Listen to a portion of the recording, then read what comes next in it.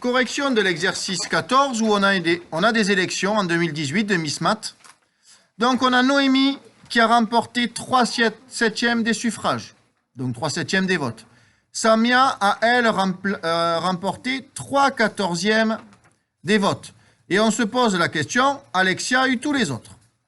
La question est assez ouverte, on nous demande qui a été élu.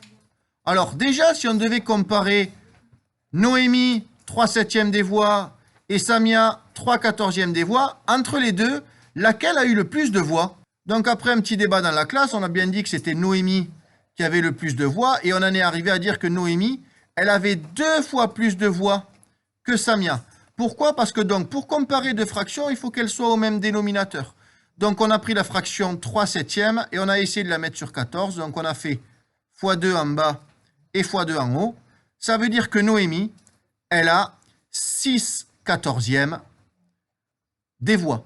Donc 6/14, c'est bien le double de 3/14. Donc, si on additionne les voix de Noémie, donc 6/14 plus les voix de Samia, ça nous fait 9/14. À elles deux, elles ont eu 9/14 des voix.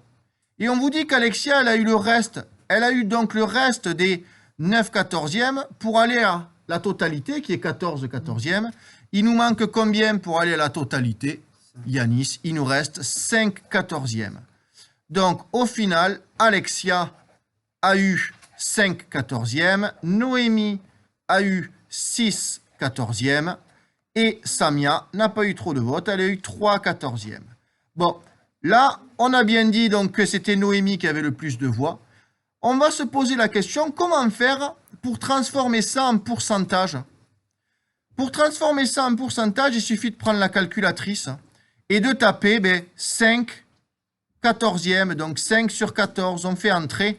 Alors ça nous le met sous forme de fraction, on appuie sur SD, et ça nous fait 0,357, bref. Et pour avoir ça en pourcentage, ça va faire combien?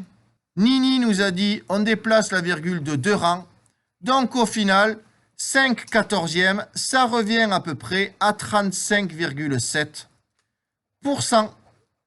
On fait la même chose pour Noémie. Noémie, elle a eu 6/14. On fait entrer. On fait ça et ça fait à peu près 42,8 ou 9. On va mettre 42,9. Bon, on ne va pas faire la suite. 42,9%. Donc, transformer des voix en pourcentage, c'est plutôt intéressant. C'est plus visuel que 5/14, 6/14, 3/14. Alors, toute cette partie avec les pourcentages n'était pas obligatoire. On l'a juste fait pour rappeler ce qu'était un pourcentage. L'exercice est terminé.